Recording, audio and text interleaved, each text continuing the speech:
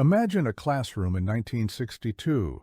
The scent of chalk dust hangs heavy in the air, mingling with the faint mustiness of wool jumpers dried too close to radiators.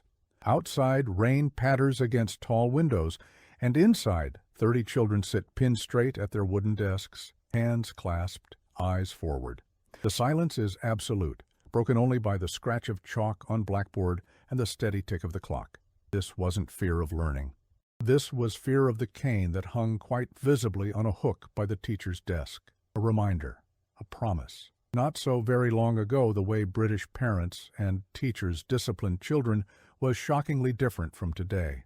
Methods that were considered not just acceptable, but necessary, part of building character and instilling respect, would now see social services at your door within the hour.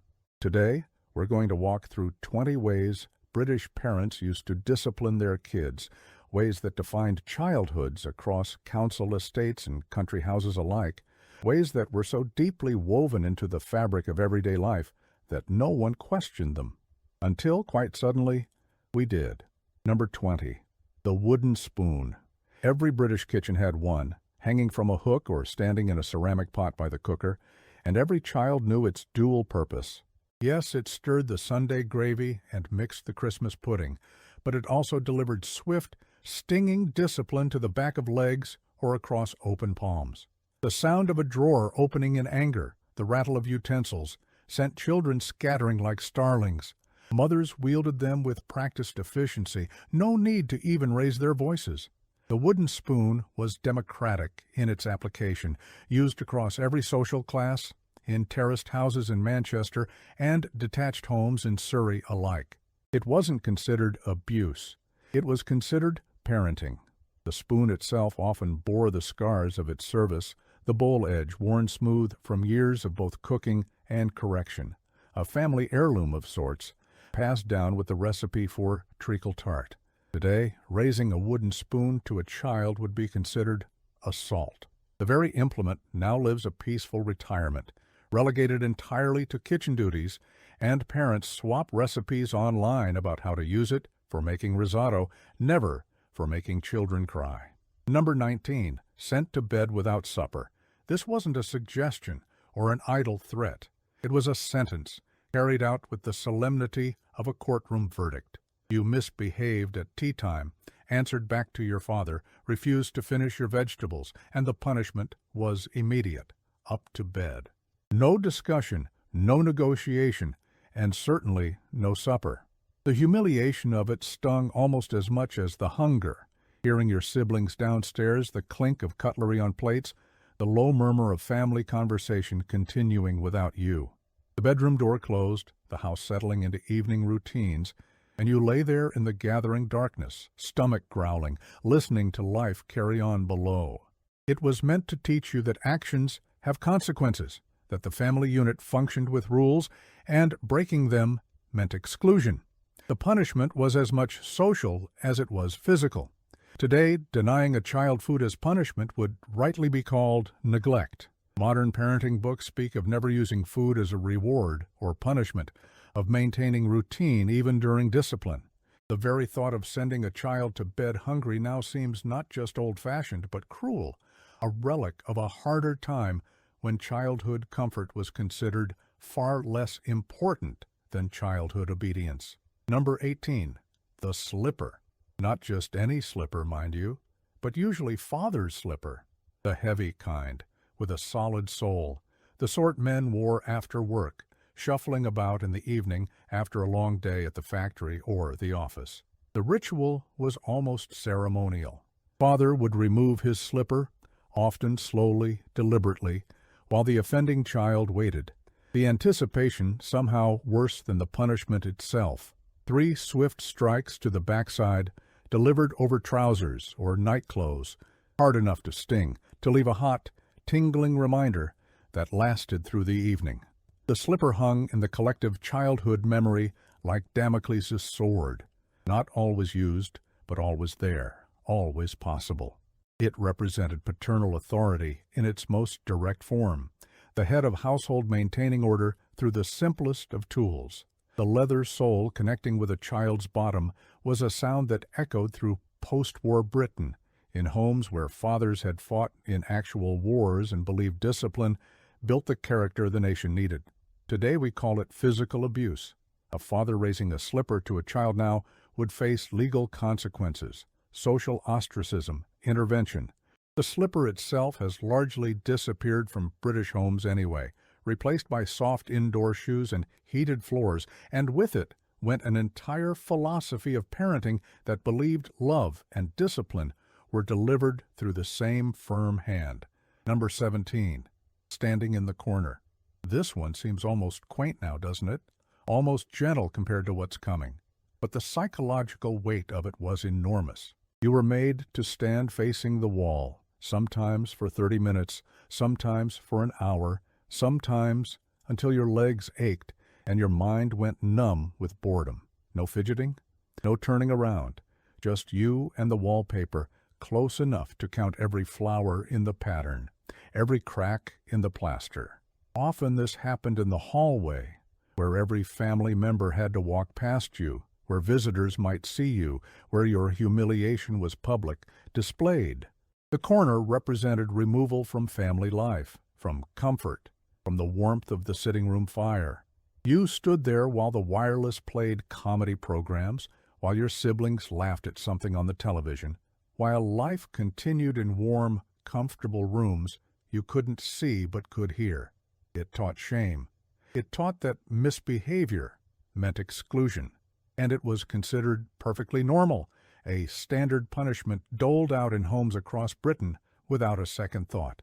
Today, timeouts exist, yes, but they're meant to be calming periods, brief moments for children to regulate emotions, never extended humiliation sessions. The idea of making a child stand facing a wall for an hour would now be considered psychological cruelty, the kind of thing that damages rather than disciplines. Number 16. The cane. We must talk about the cane. In the 1950s and well into the 1970s, corporal punishment in schools wasn't just legal, it was standard practice. The cane, made of rattan or bamboo, designed to flex and sting, hung in the headmaster's office or openly in classrooms. Boys, primarily, though girls weren't entirely exempt, would be summoned to receive strokes across the palm of the hand or, for more serious offenses, across the backside. The ritual had an almost theatrical quality. The walk to the headmaster's office, the other children knowing, whispering, the waiting outside the door, the sharp crack of cane on hand, audible through walls, the return to class, hand throbbing, eyes hot with shame and unshed tears, because crying was weakness, and weakness was punishable too. Teachers administered canings for everything from persistent talking to sloppy handwriting, from forgotten homework to cheekiness. It was called maintaining discipline. It was called teaching respect. Parents not only accepted it, they expected it. A note home saying your child had been caned was met with additional punishment at home, not outrage at the school.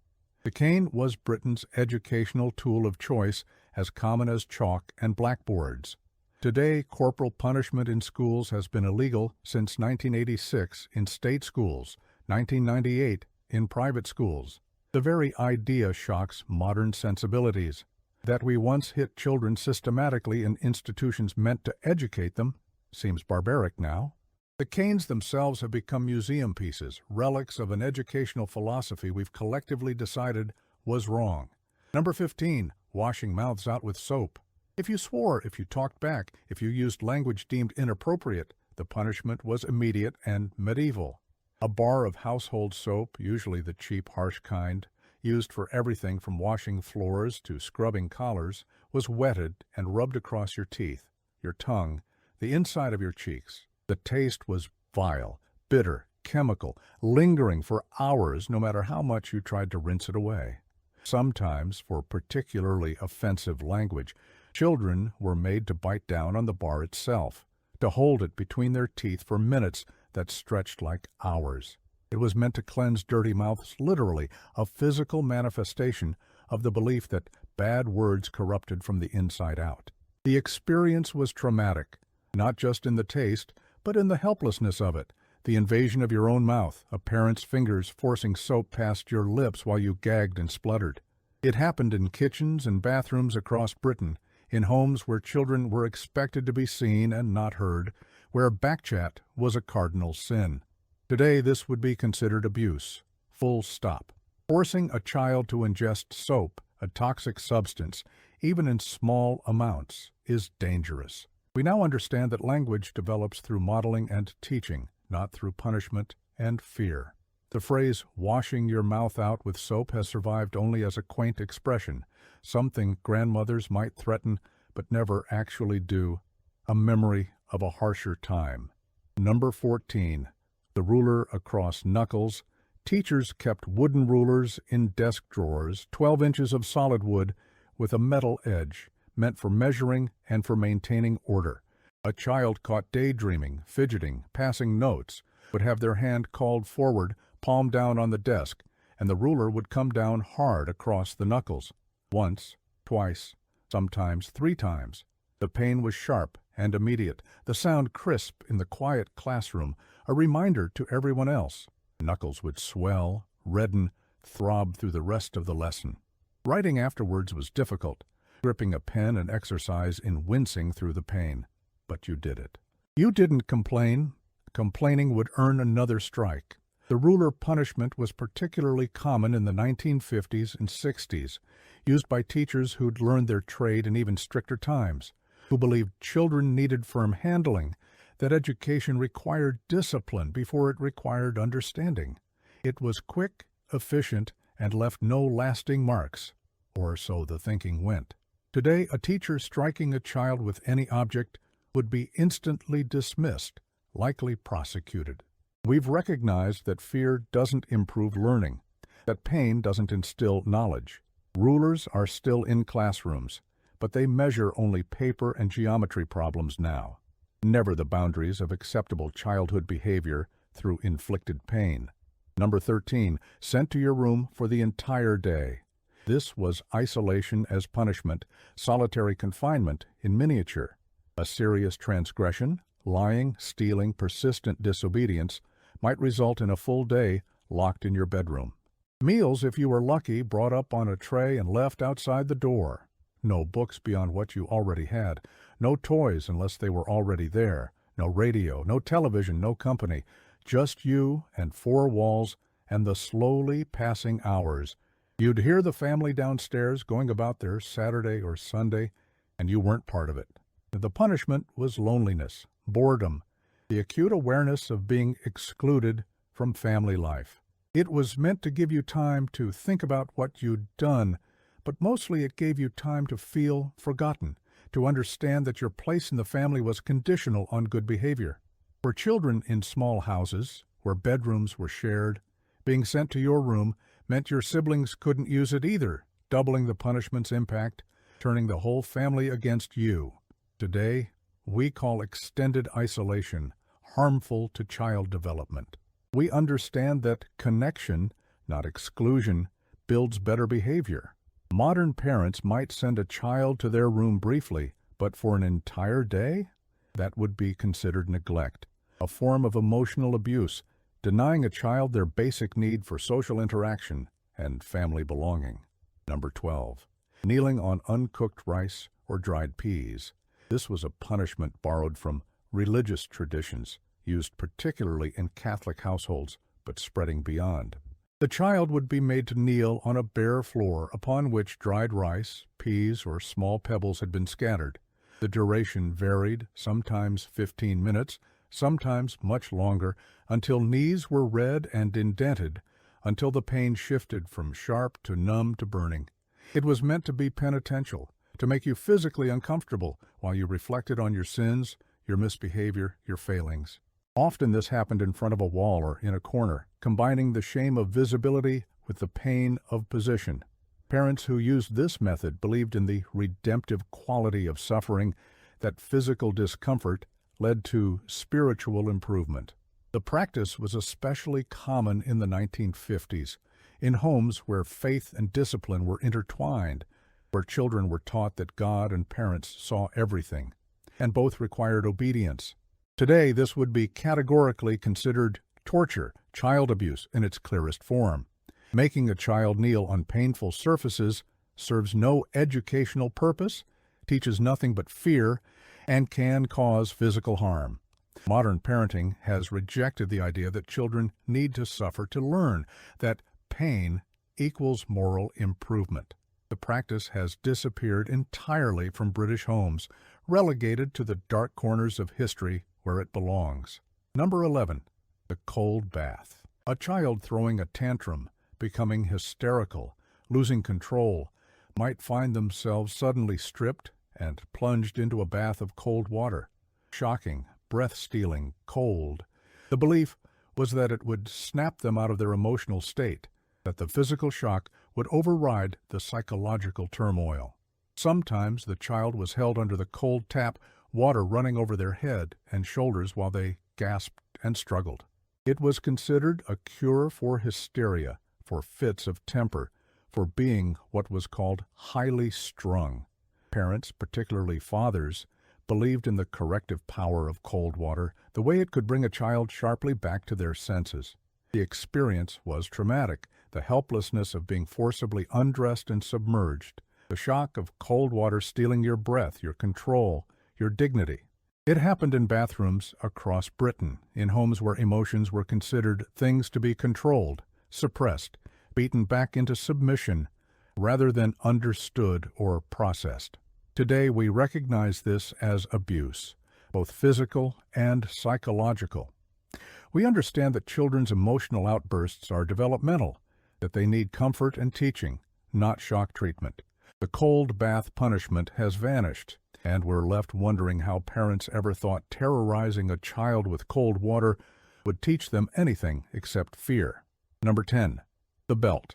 When the slipper wasn't sufficient, when the offense was serious, father would remove his belt.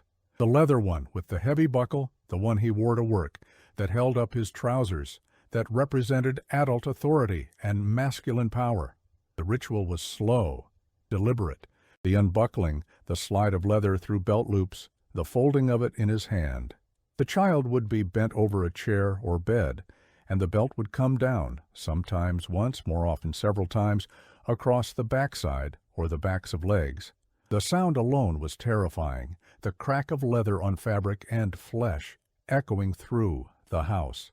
The pain was substantial, burning, leaving welts that lasted days, bruises that bloomed purple and yellow, reminders every time you sat down. The belt was reserved for serious infractions, for repeated misbehavior, for what parents called proper punishment for proper crimes. It was meant to hurt enough that you wouldn't forget, wouldn't repeat the offense. In working-class homes, in middle-class suburbs, the belt was a common disciplinary tool throughout the 1950s and 60s, used by fathers who believed that sparing the rod spoiled the child, who'd themselves been raised with physical punishment and saw no reason to change. Today, hitting a child with a belt is assault. It's abuse. It's illegal in many contexts. We've moved as a society away from the idea that hitting children teaches them anything except that violence is how problems are solved, that might makes right, that those who love you can hurt you. Number 9. Eating everything on your plate, no matter what. This might not sound like discipline, but it absolutely was. Children were made to sit at the table until they'd finished every morsel, no matter how long it took, no matter how cold the food became, no matter how much they gagged on vegetables they hated.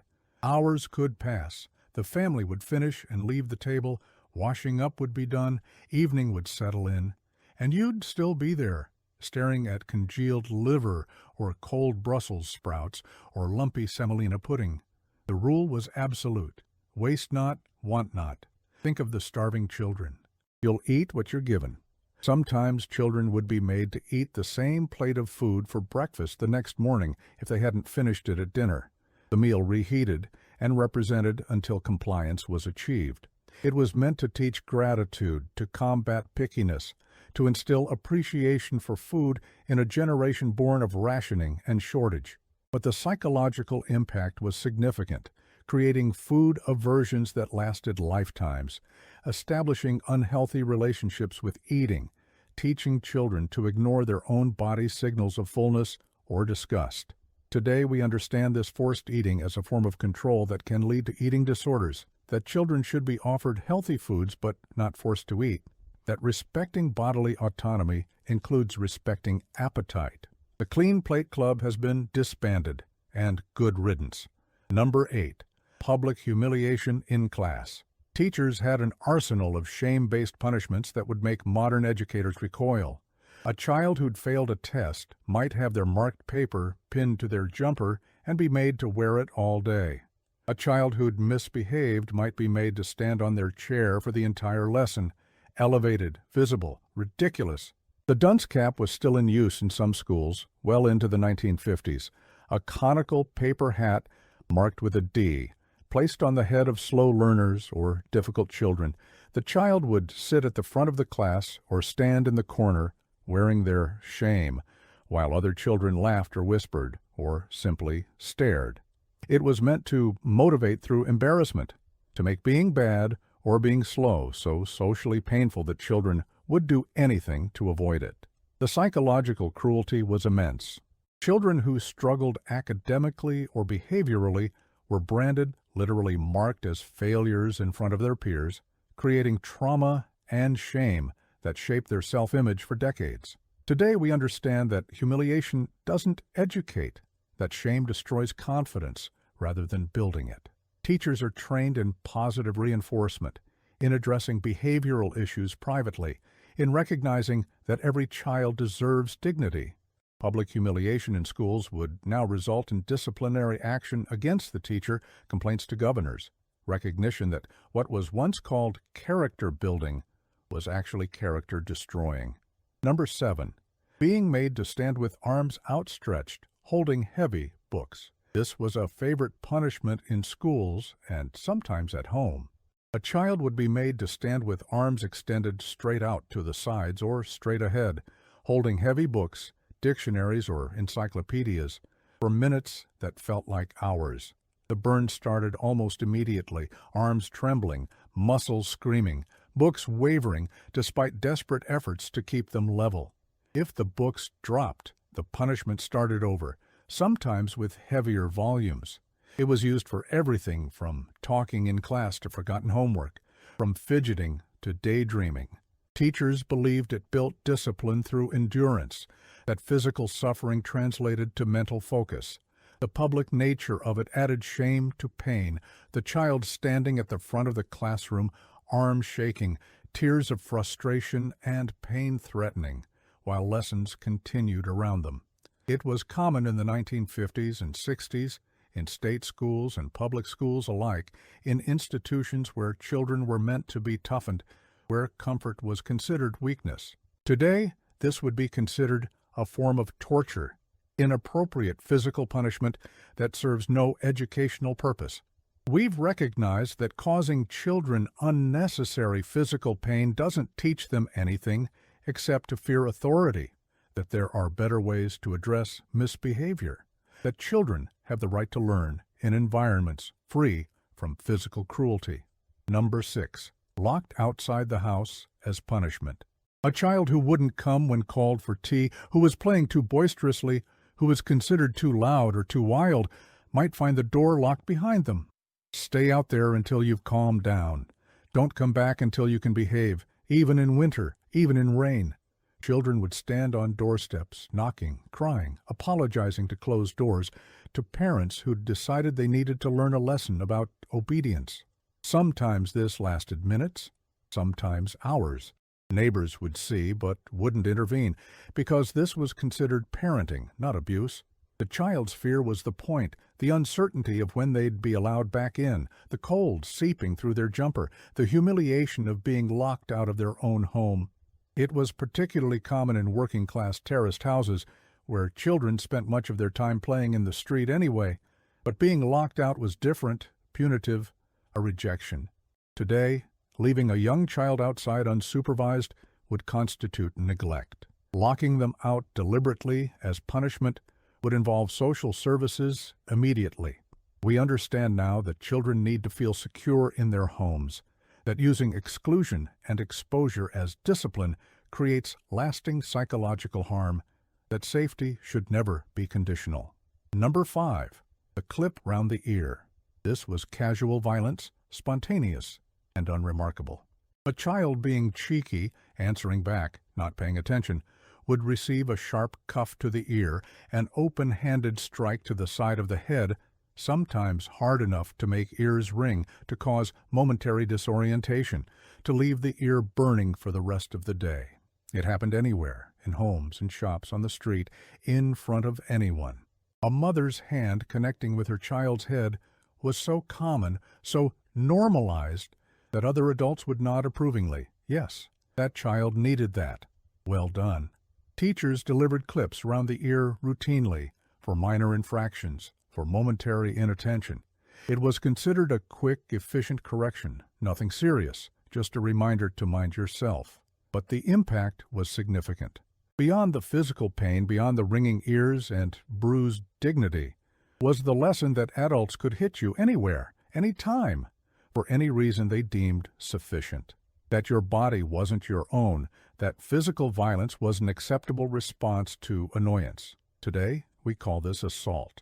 Striking a child's head is particularly dangerous, potentially causing hearing damage, concussion, traumatic injury. The casual acceptance of hitting children has evaporated, replaced by understanding that respect is taught through respect, not through random violence delivered in moments of adult frustration. Number 4.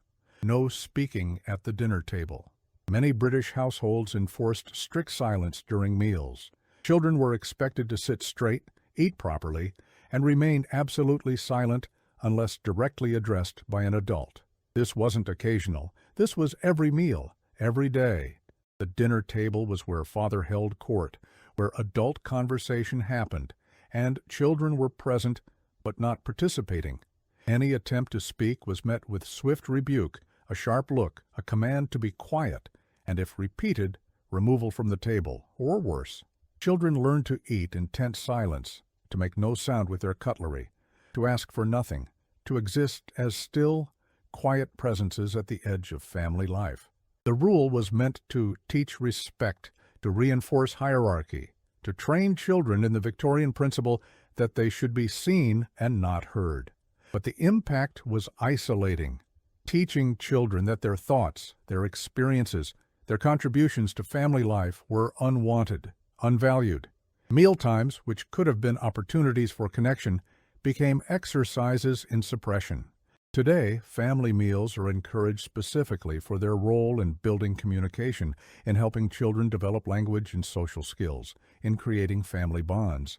The idea of enforcing silence at dinner now seems almost cruel, a deliberate squandering of precious family time, a rejection of childhood itself. Number 3, forced apologies in public.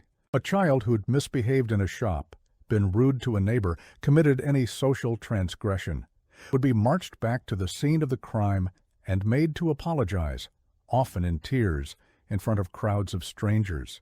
The apology had to be performed correctly, with the right words, the right tone, evidence of proper shame and contrition. If the parent deemed it insufficient, the child would be made to do it again and again until it satisfied.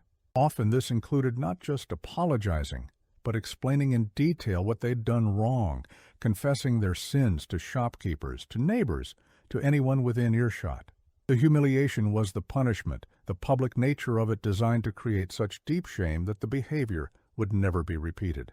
It happened on high streets across Britain, in corner shops and grocers, in sitting rooms where children were brought to apologize to Mrs. Jenkins from Number 12, forced performances of remorse, whether genuine or not. Today we understand that forced apologies teach nothing about actual remorse or empathy. Children learn to perform apology without understanding it, to say words that mean nothing, to make punishment stop. Modern parenting encourages teaching genuine apology through example and discussion, helping children understand impact and develop authentic remorse, not through public humiliation that teaches only shame and performance. Number 2, writing lines. Hundreds of lines, thousands of lines, a standard punishment both at school and at home. I must not talk in class, written 500 times. I must respect my elders, written 1,000 times. The child would sit for hours, hand cramping, fingers developing blisters, writing the same sentence over and over until the words lost all meaning, became merely shapes repeated endlessly across page after page. It was meant to be meditative, to drill the lesson in through repetition, to take up time that could have been spent playing or relaxing, to be boring and painful enough that the lesson stuck. But the reality was that it taught nothing except how to endure pointless suffering, how to disconnect from the meaning of words, how to do something purely because authority demanded it. Children would develop ways to cheat, holding multiple pencils to write several lines at once, but if caught, the punishment doubled. In schools, children might be kept after class for hours, missing tea, missing playtime, filling exercise books with repetitive confessions. Today, lines as punishment are largely obsolete, recognized as pointless, busy work that doesn't address behavior, that wastes time that could be spent actually teaching, that serves no purpose beyond inflicting tedium. We've moved toward restorative practices, toward helping children understand consequences and repair harm, not toward making them write meaningless sentences until their hands hurt. Number 1. The threat or reality of sending children away. This was the nuclear option, the ultimate punishment, and it was used more often than we like to remember. A persistently difficult child might be threatened with being sent to Borstal, to an approved school, to a strict boarding school, to live with stern relatives in the countryside. Sometimes these weren't idle threats. Children were actually sent away, removed from their families and placed in institutions designed to break the will, to instill discipline through isolation and strict routine. The threat alone was traumatizing. The message clear: you are conditionally loved, conditionally wanted, and if you push too far, you'll be removed from everything you know. In an era when children had few rights and even fewer voices, the power dynamics were absolute. Parents could and did send children away, and those children had no recourse, no appeal. The institutions themselves were often brutal, using corporal punishment freely, operating on the belief that difficult children needed harsh correction. The psychological impact of being sent away, or simply living under the constant threat of it, shaped entire generations. Today, removing a child from the home requires serious cause, intervention, court proceedings, recognition that family preservation is paramount unless the child is genuinely at risk. The casual use of exile as punishment, the willingness to send children away for being difficult or different, seems now like a betrayal of the most fundamental parental duty, to love and keep your children regardless. These weren't just punishments. They were a philosophy of childhood, a belief system about what children needed and deserved, about how respect was earned and obedience enforced.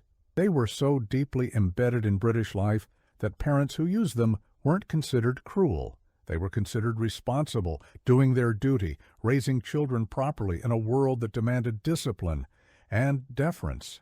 The Britain of the 1950s, 60s, and into the 70s was a nation still bearing the scars of war, still operating on principles of hierarchy and order, still believing that children needed to be toughened for a hard world. Discipline wasn't separate from love in the minds of those parents.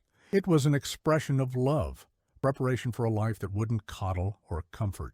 They were wrong, of course, though they couldn't have known it then. The research hadn't been done, the understanding hadn't developed, the collective conscience hadn't yet shifted. Looking back now, from our vantage point of gentle parenting and timeouts, of positive reinforcement and emotional intelligence, these methods seem barbaric, relics of a darker time. And they were. But they were also normal, accepted, universal. Every child growing up in mid-century Britain has stories of punishments that would now constitute abuse, memories that make their own children gasp in horror, experiences that shape them in ways they're still unpacking decades later. What's remarkable isn't just that these things happened, but how quickly we changed. Within a single generation, corporal punishment went from universal to illegal, from accepted practice to criminal act. We learned as a society that fear doesn't teach respect, that pain doesn't instill discipline, that children need connection, not correction, need understanding, not unquestioning obedience. We learned that the same ends could be reached, in fact, reached far better, through methods that preserved dignity, that built relationship, that recognized children as people deserving of the same protections as adults. The children who endured these punishments grew up, raised their own children differently, broke cycles, chose better. They remembered the fear, the pain, the humiliation, and decided their children deserved better, would have better. And in doing so, they changed Britain, changed childhood, changed what it meant to be a parent. These memories remain, though, etched in the experience of generations. They're brought out at family gatherings, shared with a mixture of horror and dark humor, proof of how far we've come, reminders of how recently these things were normal. They're history now, cautionary tales, examples of how collective wisdom can shift, how we can recognize our mistakes and do better. The past was indeed a different place, and nowhere more different than in how we treated the smallest among us. We've learned, thank goodness, that childhood should be a time of safety and growth, not fear and pain, that discipline can come with love instead of a belt, respect with kindness instead of a cane. And while we can never undo what was done, never erase those experiences from the memories of those who lived them, we can ensure they remain firmly in the past, lessons learned, mistakes not repeated, a collective promise that children today deserve better, and better is what they'll have.